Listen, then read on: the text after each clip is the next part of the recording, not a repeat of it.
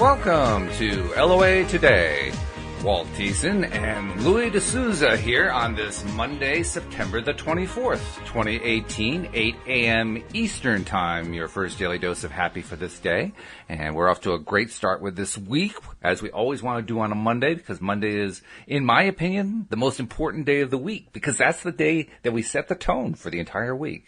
And if we can stick to that tone throughout the entire week, we always have a really happy week. And when we have a happy week, we have a productive week. We also have an attractive week, attracting the stuff that we like instead of the stuff that we don't like. And it keeps us on that in alignment place, where everything good starts to happen to us and continues to happen to us throughout our day. So, Louis, how are you doing today? We haven't talked in a week, but how's it been going? Whoops, got a little audio problem there. Try one more time. Well, I think we just lost Louis' feed. Well, while he's getting that back, I will just, I can hear it kind of coming through there. Hi. There you are. What happened? You went away. I have no idea. I was saying hello. I was like, what?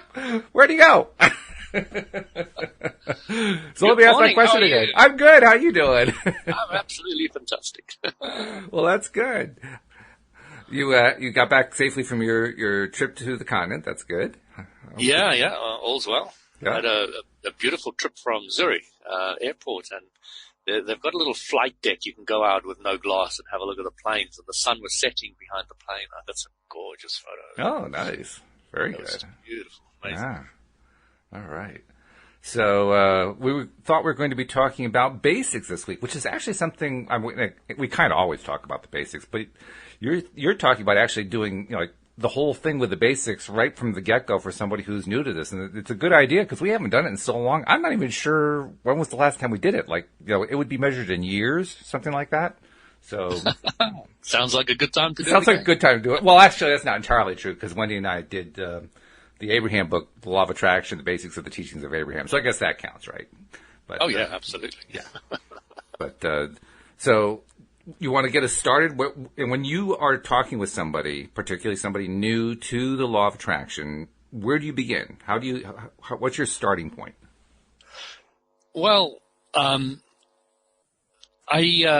have kind of formed a way that I usually do it, and I usually start with the universal law of attraction, those words. And I start with the word universal. And what I explain is that universal is the law of the physical universe from the beginning of its time.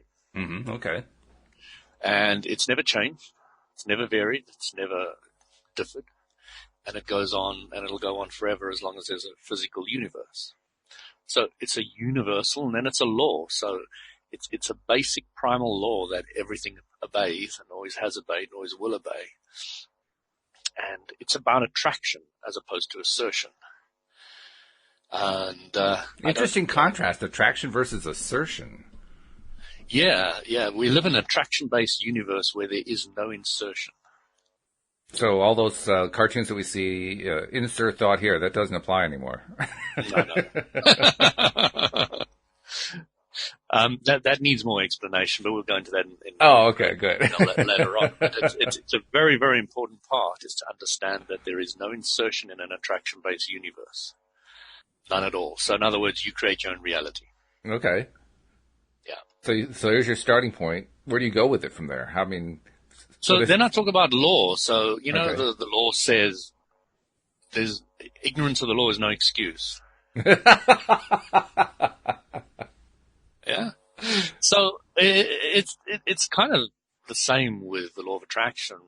But, if you like it or not, if you know it or not, if you use it or not, if you're conscious of it or not, it works. And it will work. It'll continue to work. It works in the same way. And its beauty is in its consistency. And its appreciation, I find, is the consistency. The fact that it never varies, it never changes, it never takes sides, nothing ever happens other than it does the same continuously. Then I kind of just give a brief explanation of, let's say you're focusing, and I've got this little picture here which we're going to put up after the audio next to the podcast, I'm guessing. that if you focus on a positive symbol for 14 seconds, and let's just play that out a little bit. I see a positive symbol. I like red positive symbols, and I really enjoy them, and they're fun, and they bring me a lot of satisfaction, and I can just see it clearly in my mind, and I like the kind of metallic color to it as well. And you can go on for 14 seconds really appreciating the positive symbol. And then after 14 seconds, the universal law of attraction has enough momentum to bring more to of its own power to give you more of what you've been focusing on. Now, I'm curious, 14 seconds, where does the 14 come from? And the reason I ask is Abraham Hicks usually uses 17, so I'm curious about 14. Yes. Abram used to say 17, and now Abram says 14. Oh, really? I hadn't heard the change. Okay. Yeah. And I remember when somebody asked Abram, why 14 seconds? And they said something about, well, when you time how long a kettle boils, you can get a figure. Okay. Well, that's not particularly a clear answer, but it's interesting. Yeah. I mean, that's the closest I've got to hearing them try to explain it. They're not particularly interested in answering that one. Perhaps it has something to do with the fact that time is relative anyway. Maybe that's they're trying to find a way to. Well, they were saying that the stream of humanity is getting faster. The stream is getting faster. So, in other words, our focusing more on what we want, less on what we don't want, is getting more. So, therefore, the time. So, if you were completely in alignment all the time, you'd have instant manifestations. The law of attraction would kick in straight away. In other words, the resistance is going down, essentially. Exactly. Humanity is, and as far as I understand, they're basing it on a collective of all humanity. Interesting. I had no idea that things were speeding up that quickly. Yeah, I mean, they've been going for 35 years? Something like that, yeah. But I mean, in the space of, millennia, that's not all that big. That's a pretty small number of years. It is, and it's quite a few seconds shaved off. I wouldn't be surprised if the prime mover of the speeding up is the teachings of Abraham Hicks. I wouldn't be surprised either, yeah. And well, it also, it means, it implies anyway, that those of us who continue to row upstream, to use their upstream downstream metaphor, have an even harder task than we had before because the stream's moving even faster than it was. That's right. But no, it's not going to be harder. It's just going to get bigger quicker. Oh, okay. Well, I guess, if you're rowing upstream though, it means that you're getting nowhere faster. Yes, but what it means is your problems are going to get bigger quicker. Ah, I see what you mean. Yeah. So that has interesting corollary possibilities to it then, doesn't it? I mean, if problems are getting bigger faster, that means and let's be honest, it is the majority of people around the world who really don't understand the law of attraction, or certainly haven't expressed any interest in becoming deliberate creators using the law of attraction, are going to find their problems getting worse and worse and worse pretty quickly. Yeah, and then they're going to be tempted to either follow the rocket of desire or croak. So there's going to be a lot of croaking going on. I said there's going to be a lot of rocket of desires going on. Well, hopefully that. I just noticed the pattern. I've been watching the pattern for most of my life and I was a part of that pattern. To some extent, I still am part of that pattern. And it's not a pattern that's easy to break out of. So, I mean, I do know that when you run into a really crisis kind of situation in your own life, not so much what's going on in the larger world, but in your own life in some way, you kind of hit bottom in some way. You do have the incentive in a much bigger way to turn things around. And certainly a lot of people do that. But there are also plenty of people who don't. And that's what's so interesting to me is that, there are going to be lots of rockets of desire. How much is the resistance going to come down? I mean, they're saying overall that the resistance of the human stream is decreasing. That's a good sign. So I'll latch onto that part, and I'll feel good about that part. But I also know there are going to be people who are going to be hanging on like crazy to the old ways. Yeah. It goes back to illusions, and that initial stream that his whole. Oh no, it is. Did he make an allusion to streams in Illusions, Richard Bach? Yeah, in Illusions. Remember the initial story. Oh no, I might get. Oh no! Oh, that's right. Seagull, isn't it? Well, in Illusions, I was just remembering there was one point where they walk on water and then they walk in mud. Yeah. No, that's not what I'm talking about. Okay, so that's not it. Okay. It is Jonathan Livingston Seagull. And Seagull, okay. And it's a great analogy about a crystal stream and holding on to the sides while the stream is going instead of letting go and going to the stream. Oh, right. Yes. And the creature that refused to cling and everybody said, "Oh, you're going to be dashed upon the rocks." Yeah, and then he's flying over them as the monster. Right, yes. Yeah. Watch, one of us who can fly. Yes. A fisher can fly, yeah. But I wanted to emphasize an aspect now. So you focused for 14 seconds. Now, the universal law of attraction of its own power, not your power now, nothing to do with you, of its own power starts bringing you more positive symbols into your life. Now, you say it has nothing to do with you. What I'm saying is you've done the initial work. You've focused on it for 14 seconds. You've let it go. Now, the universal law of attraction of its own power brings in more of what you were focusing on. Mm-hmm. Okay. So if you say instead of a plus symbol, you say positivity for 14 seconds, then you will get more positivity in your life given to you by the law of attraction of its own power. Now, I'm going to ask you the question that I often ask when we're in discussions that involve positive and negative energy and positive and negative focus. Sure. And that is, do you think that there is a significant difference between positive energy, so-called, and negative energy, so-called? There is no real difference in anything other than whatever you focus on, you get more of. Mm-hmm. Calling it positive, calling it negative, I mean, there's so many variations in between that. All I will say with clarity is that whatever you focus on, yes, emotion, mentally, physically, etc., you will simply get more of, no matter where it is on the scale of positive or negative. I think the question is significant because it's a way of kind of bringing one to the realization that positive and negative is really a value judgment made by the person who's doing the attracting. Absolutely. So it's really, if you say that it's positive, means you think it's positive. It's positive from your perspective. And if you think it's negative, then it's from your perspective. The fact that there is no real good or bad doesn't exist. Except in our own preferences. Yeah. But in truth, whatever you're focusing on, you're just getting more of. It's so simple that it's a bit confusing sometimes. Isn't that the way it always is with simple concepts? I think so. So continuing with this law of attraction, if you focus on a negative symbol for more than 14 seconds, you're going to draw more negativity to you, or unhappiness or depression or whatever the negative emotion is. So literally anything more than worrying about something for more than 14 seconds is going to amplify it. Universal law of attraction kicks in. It's got enough vibrational momentum to start giving you more of what you're worried about. And I use both sides so that people can see it's not limited to any one aspect.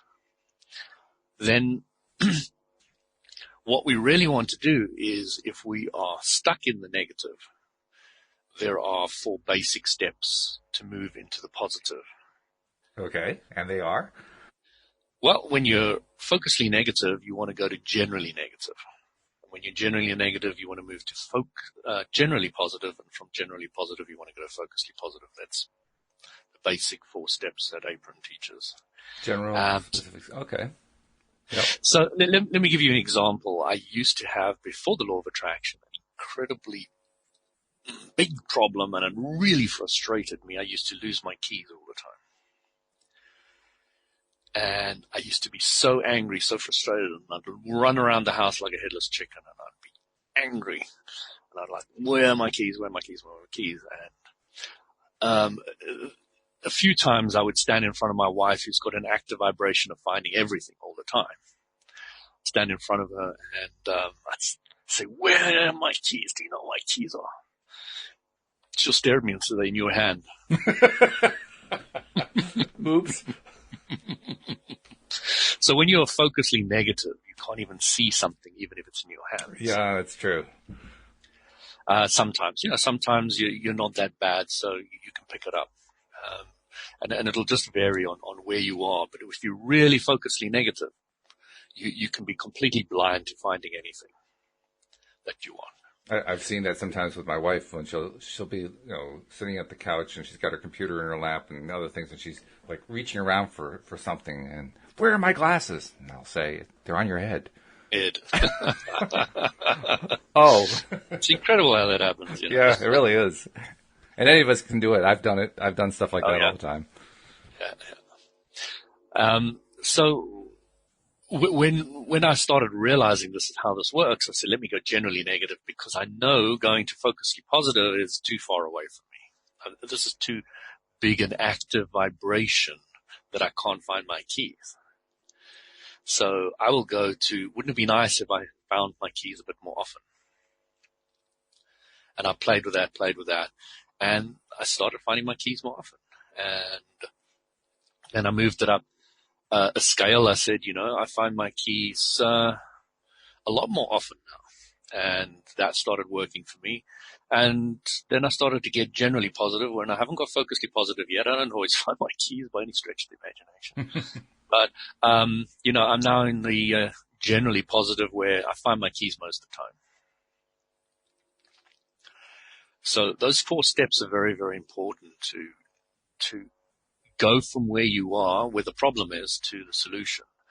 And when you're in the vicinity, as Abram says, when you're in the vicinity of the problem, you're nowhere near the vicinity of the solution. It's true.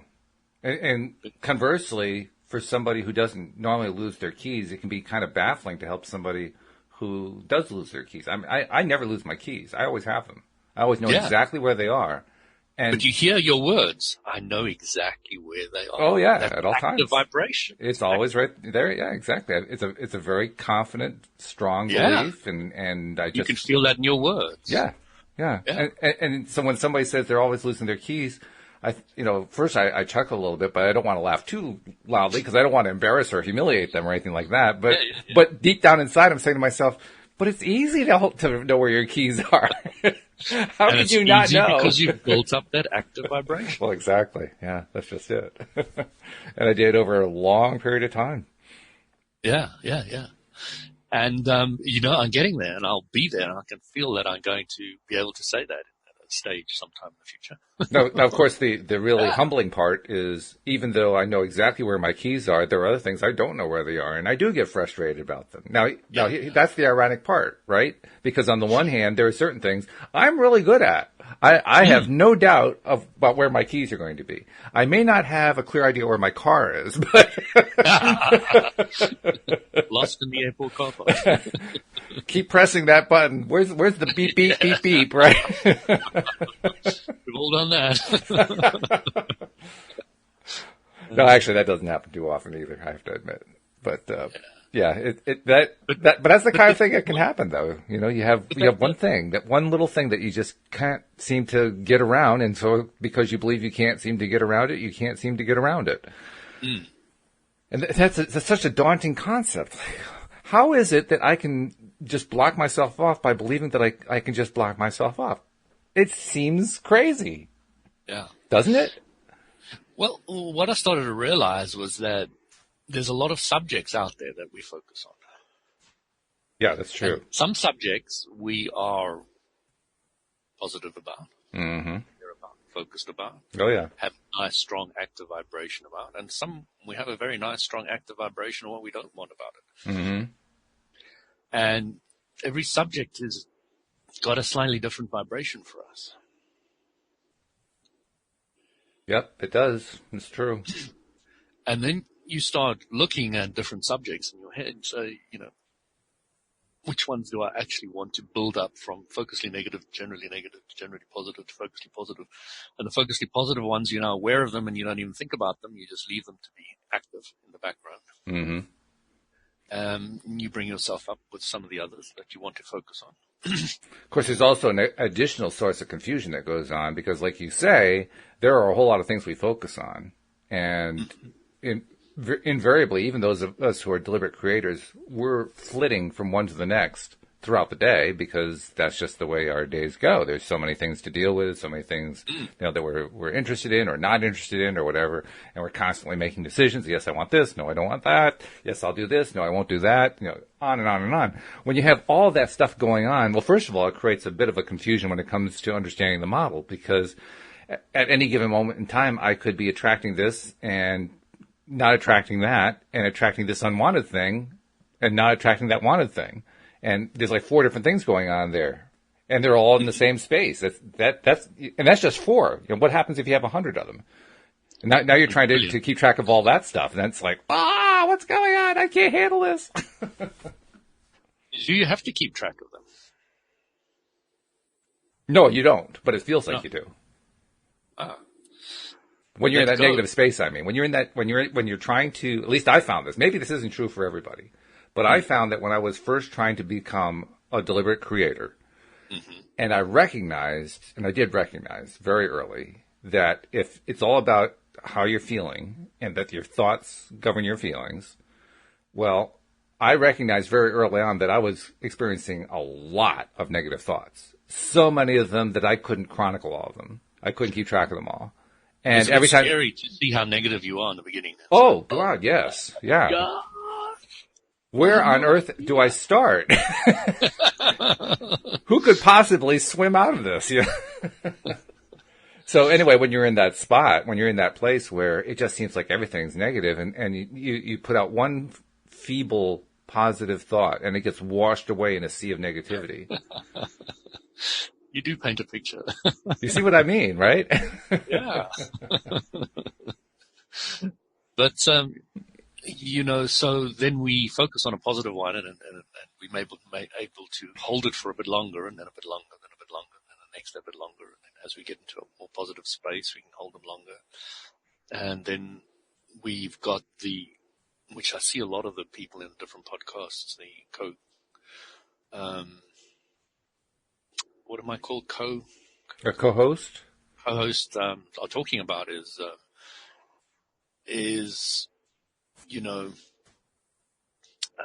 you create your own reality and, you've got to focus so much on what you want and not what you don't want. So you keep on moving the goalpost forward, and then you use what I've heard a lot also on the calls is pivoting. Mm-hmm. And, so slowly but surely, you get into a far more positive place. And do you know what one of the greatest effects I have found of going into the positive place is for me? And that is your thoughts aren't torturing you so much anymore. That's true. It takes a while to get there, but yes. Yeah. I used to be really weighed down by my thoughts. It used to really torture me. I could feel how it physically manifested that torture because I was spending so much time focusing on what I didn't want. And it literally has the ripple effect into the body, which is great because, it's showing you something's wrong. And then you start following different routes like Louise Hay, when you have the physical aberration, you can follow it through to the mental thought process. You know Louise Hay's book, I'm guessing. Oh, yes. Well, you can heal you. Louise is I just saw an interesting infographic that included her on it. It said that at age 57, Louise Hay was bouncing checks, and a few years later, she was running a publishing empire, which I think is really interesting. Yeah, she started really late in life. Yeah. With all this. Yeah, and did incredibly well. But it was fascinating because I had a hernia at one stage. Ouch. And something said to me, have a look at Louise Hay's book and go to hernia. And I saw ruptured relationships. And I said, oh, of course. And I just had a property which I was doing up in Scotland, one of our properties. I had a lot of problems with it, and I literally had to fly up, sit in the property and start doing it up and getting the right power group of people around me before I could leave it.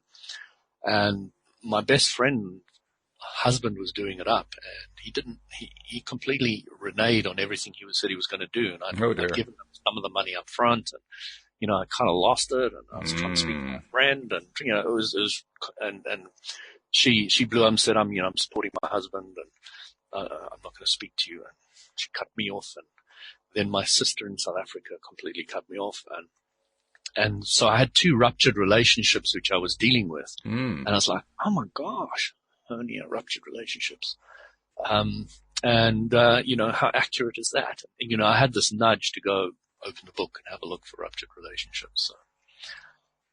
So, it was really, really interesting how you can start trailing.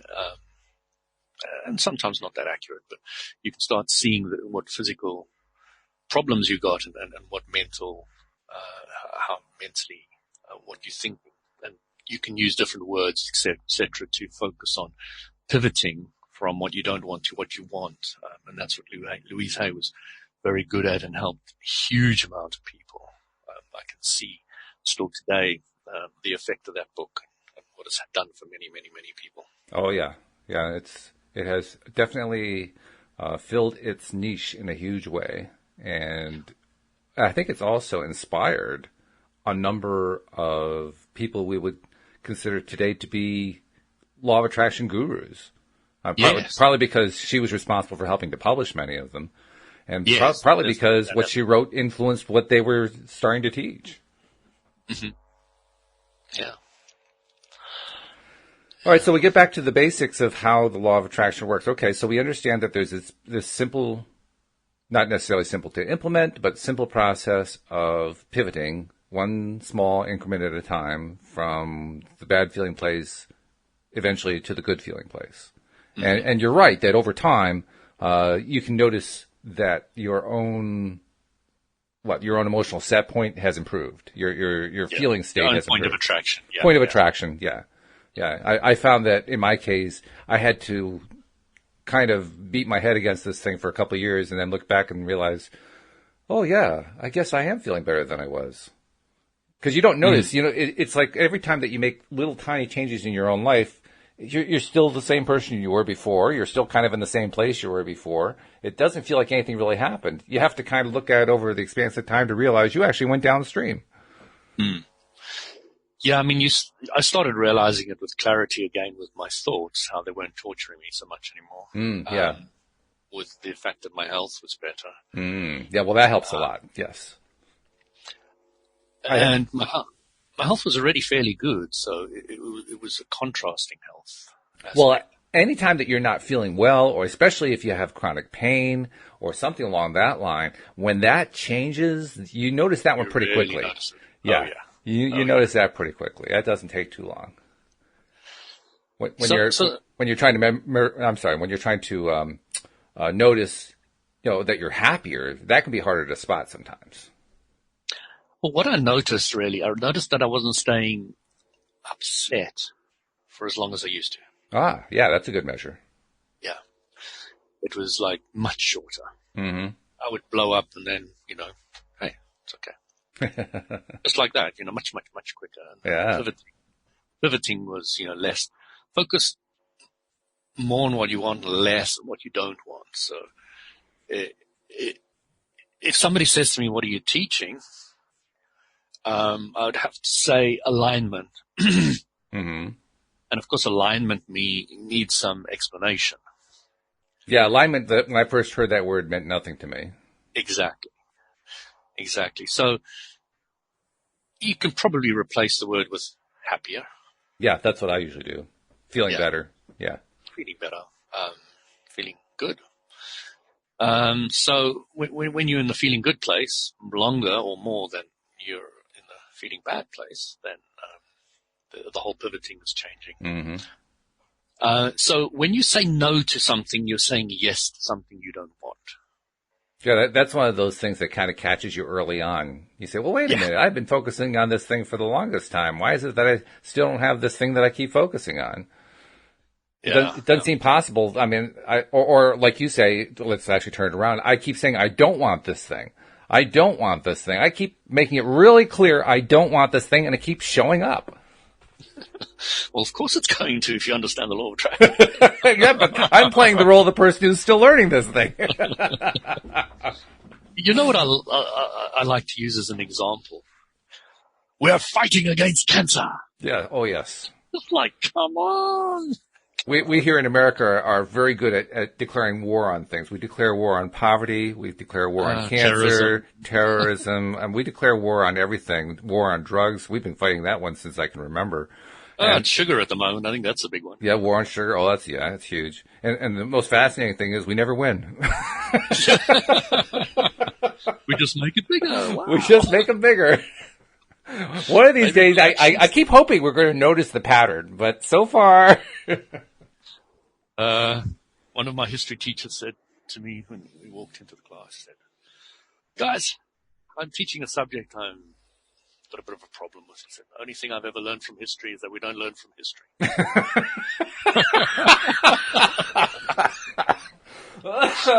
Okay, open your textbook on page. Well, that's a good positive way to start the class. I like that. Yep. But isn't that the way it so often is? I mean, take any of those wars on that we just mentioned, and it always starts off with a relatively small problem that, like you say, gets larger over time. But when it starts small and it's identified as a problem, one of the first things that you'll inevitably hear is that phrase, the one you just used. We don't learn from history. Mm. And I think to myself, now that I understand the law of attraction, well, that's a bit of a setup. Because we just declared we're not going to learn from history. Exactly. Okay. Now, that's not what the person who said that intended. No. The person who said that intended to mean, well, we haven't been learning to history up until now, but now we're going to start learning from history, and we're going to do that by fighting a war. Yeah. They don't seem to understand that doesn't make any sense. Totally screwed. Totally. Oh, well. I guess I'm particularly sensitized to it just because I've seen us here in this country declaring these wars all my life, and I just, after a while, I just kind of shake my head like, okay, yeah, well, how's that working out for you? You've heard that story that Mother Teresa was invited to an anti-war campaign. Oh, yes. Yes. And she refused, and then somebody, not so long afterwards, said, would you come to a peace rally? And she said, sure. No problem. Mm-hmm. Yep, she knew the difference. She knew the difference. And it's important for people to get that. When you say no to something, you're saying yes to something you don't want. Mm-hmm. Because I'll give you an example. I was in the sauna, I have a lot of sauna stories. And there was this gentleman who really likes his cars. Okay. He's got a really good car, etc. A lot of them, actually. He was saying that, I was saying, I can't wait for the automated cars to come out. And, you just get in, tell it your destination, and off you go. Ah. Sleep and read and do whatever you want, listen to podcasts. On the way. And, he was saying they shouldn't be allowed and it's dangerous and things like that. And I was like, okay, so maybe for you, but what about for the rest of us? They shouldn't be allowed because they're dangerous? That's an interesting psychosis he's got going there. Because technology can't deal with all the factors involved that a human can. And so was going on with this. Okay. Yeah. He apparently hasn't been paying a whole lot of attention to the tests that have been done. But it was interesting because somebody popped up in the sauna and saying, oh, this company I've been working for, Whistle, I can't remember who it was Whistle for, it's just bought 650,000 pods for England. Mm-hmm. These one-man pods. Okay. You're just going to go into your Uber app kind of thing and book it, and it'll come around to your house. You jump in and you just tell it where to go. Okay. So they're already getting some of the highways and all the rest of it sorted out with special cat eye sensors and other things for all these cars that are coming in. Mm-hmm. So, it's definitely there. It's not like a concept that's too far away or too far out. Oh yeah, no, this is definitely coming in a very short period of time. Yeah. So I said to the guy, I was confused because you're saying to me, I'm not allowed to do what I want to do. So what happens if I turn around and say to you, you can only use an automated car? How would you like me to tell you that? So it's the same as the other way around. He's telling me nobody should be allowed to use an automated car. And saying you can't want for other people. You can want for yourself. Remember we were talking about white magic, black magic, and how it should be done on the last call. So, you can't put somebody else in the box of what you want for somebody else. You can't make somebody love you. You can't. Well, you can put them in the box. It just won't necessarily stay there. Yeah, it just doesn't really work very well. That's all. And sometimes it does work to a degree. But the other person has a far more stronger point of attraction of their own compared to yours. You will never have enough point of attraction to control somebody else. It just doesn't work that way. Earlier toward the end of this past week, we did a podcast on the topic of victimization. And one of the key concepts that came out of that podcast is that when you try to, in your words, put somebody else into a box, you're really setting yourself up to be a victim. Yeah. Which you don't really think about. I mean, that's not like the first thought.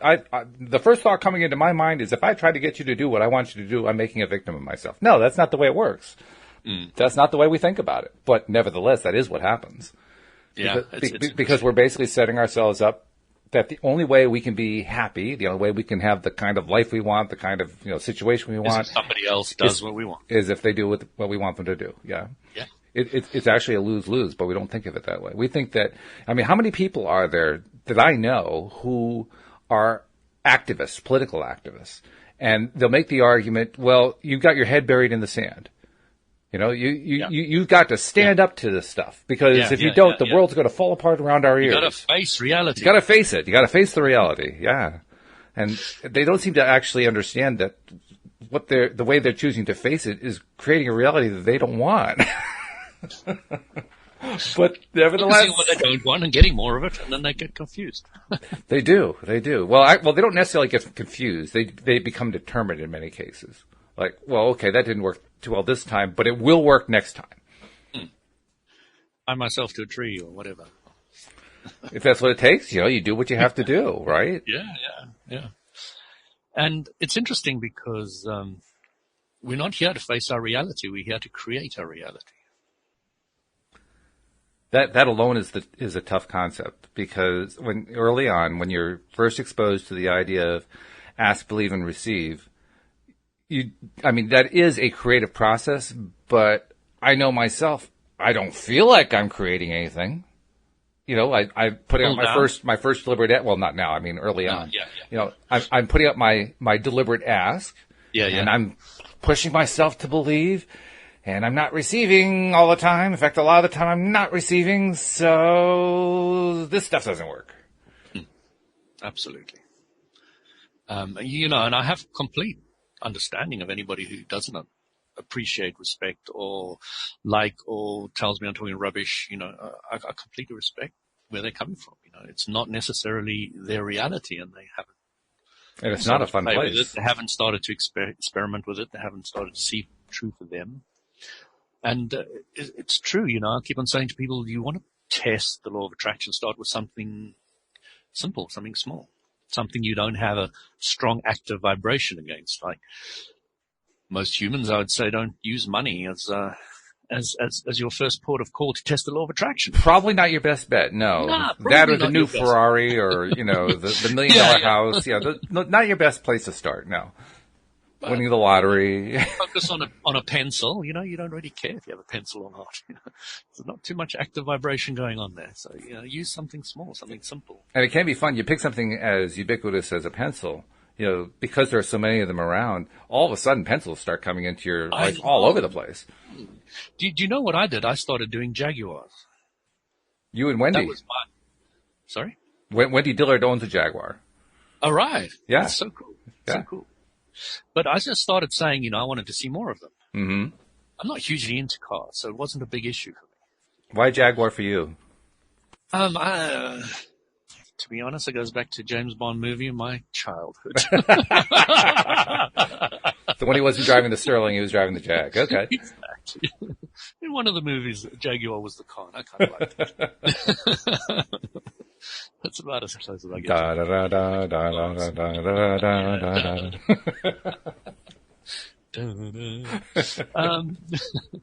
So I have to go on a side note and say that I can't remember what it was. Was it the Olympics or whatever, where they did the whole thing where James Bond brings the Queen onto the scene? I can't remember exactly which event it was. Oh, in the helicopter. Yeah, in the helicopter. Yeah, I love that. That was great. I think she liked it too. Well, James Bond is a very British. Oh yes.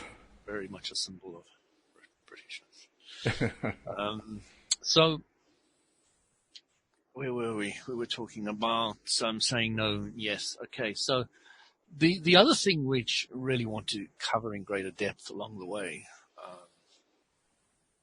is the law of attraction teaching, and specifically Abraham Hicks's teaching, is incomplete without certain other pieces of information that they give. One of them is your emotions or your guidance system. Yeah, that's a big one. To me, if you don't put that into the whole mixing bowl of what the law of attraction's about, it's not complete. Oh, well, not only is it not complete, getting it in there is revolutionary, particularly for somebody like me, because when the first time that I was exposed to the idea that my emotions are my guidance system was very much an eye-opener. Because up until that point, I had no use for my emotions. I didn't know what to do with them. Exactly. And not only that, even if they're right, they're wrong. Even if they're wrong, they're wrong. Yeah, well, there's that too. Especially if you have to listen to your religion. No, I ran away from that when I was 14. So that wasn't one. I had plenty of other things to deal with, but not that one. Yeah. But a lot of us did have that religious aspect. Mm. Okay, I've had sex before marriage, and now I'm going to hell. Oh my gosh. Well, it was a short life, but it was a brief one. Yeah, right. It felt good. It felt amazing. I felt so connected. We're going to hell. Well, actually, you think about that one long enough, you say to yourself, well, maybe hell's not all that bad of a place. Yeah, good girls go to heaven, bad girls go everywhere. I love Madonna's song. I've mentioned this one many times, but there's a Far Side cartoon that I absolutely adore. It's my favorite one of all, in which there's a guy in hell. There are flames all over the place, and he's sweeping the floor in hell and whistling. And just whistling, having a good time. There are two devils on a parapet above him, looking down at him and saying, I don't think we're getting through to that guy. Love it. Talk about having perspective in your circumstances. Yeah. Hell. Never mind. I'll broach that quickly. So there was this guy in the sauna. My saunas. So he was really interested in what I was saying, and I taught him the law of attraction, and I taught him other bits and pieces and emotional guidance, and he lapped it all up. He really enjoyed it. He was fascinated with it. And then the next time I saw him, he said, Louis, I've been thinking about everything you said, but, there is evil in the world. There is definitely evil in the world. Now, I know he had been through a lot. He had been through these support groups because he had had problems, etc. Mm-hmm. So, I know it had been really, really tough for him. So I sat him down, I looked at him, and I said, you've told me you've had a really interesting life. So tell me, have you done evil to people? Have you been bad to people? Have you been horrible to people? And have they been evil and bad and horrible to you? And she said, yes. You have no idea. You have no idea. I said, okay, so tell me, I'm seeing this really clear-eyed, handsome, healthy-looking individual in front of me. Have those experiences not carved you into the person you are today? Good question. And he looked at me, and he wanted to say no, but he said, well, yes, I have to say yes. And he didn't really have an option because, so I said, were they really evil? Ah. Or were they pivoting points? Were they, when you know what you don't want, you have a better idea of what you do want? Did they not carve you into the person you are today? He said, well, no, I can look at it like that.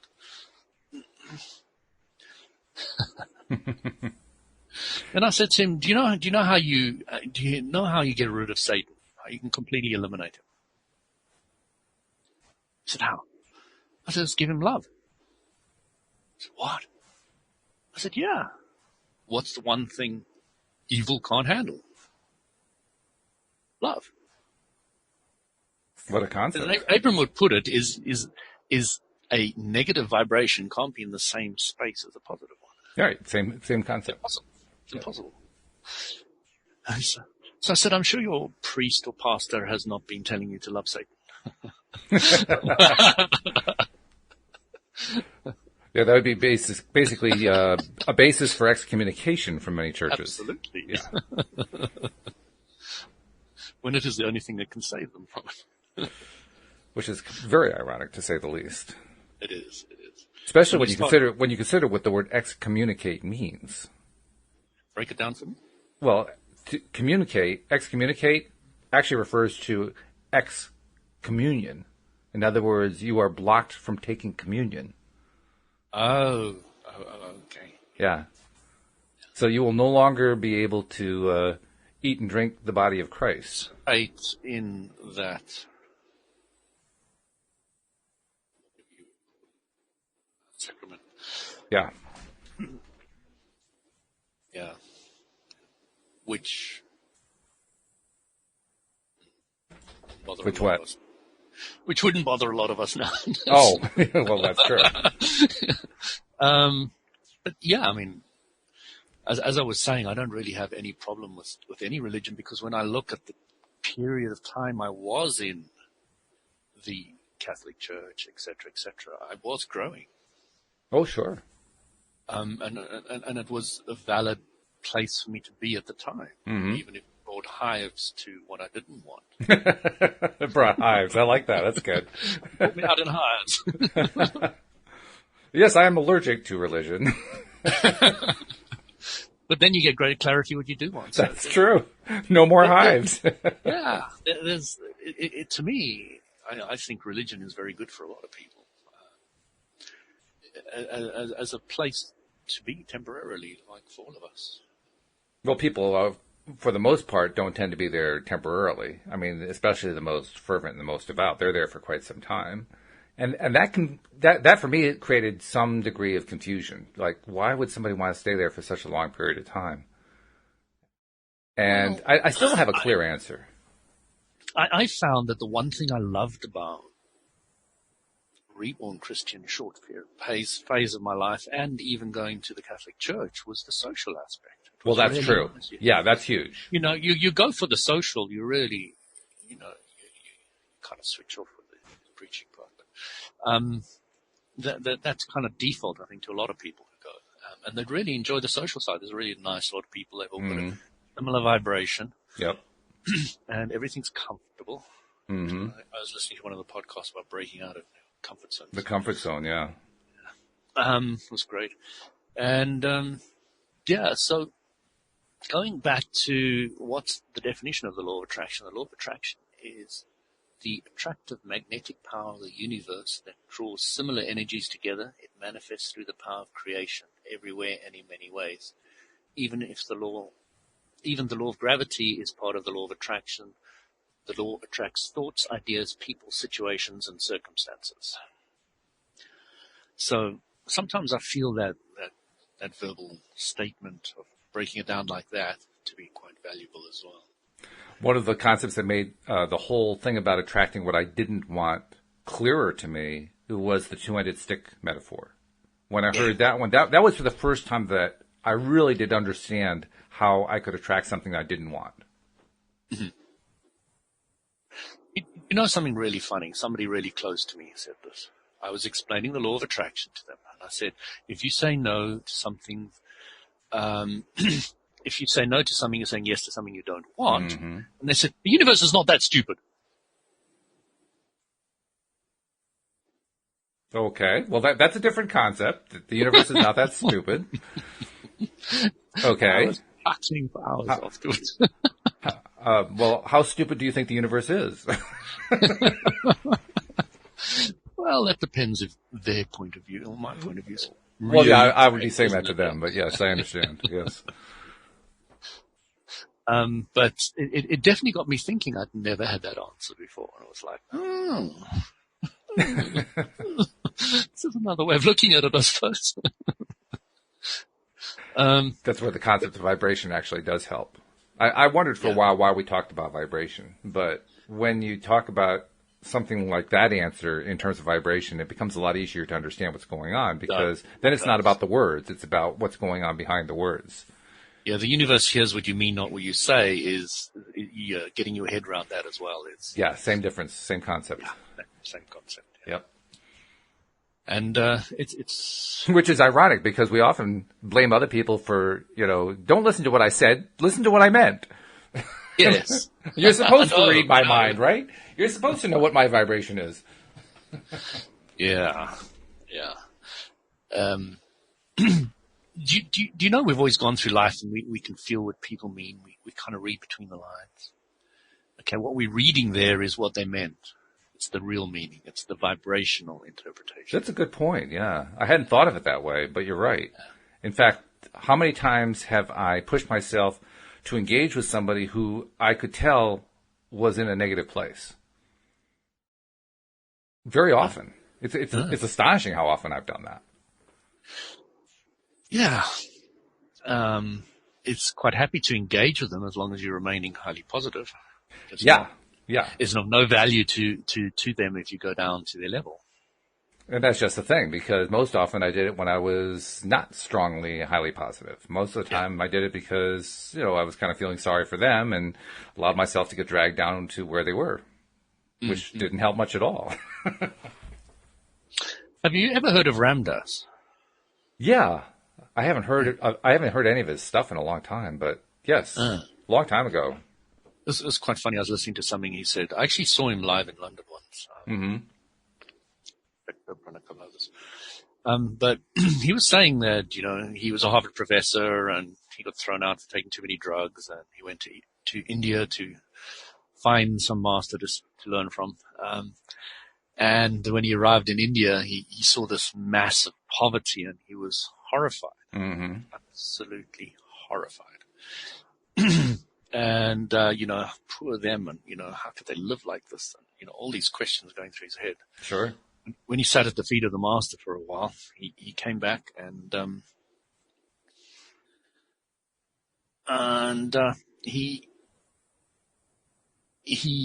saw the same bunch of poverty people. Obviously, he was in an ashram or something. And he looked at them and he was shocked, because what he saw was they were looking at him with pity. Same people. Yeah, that's a little eye-opening right there.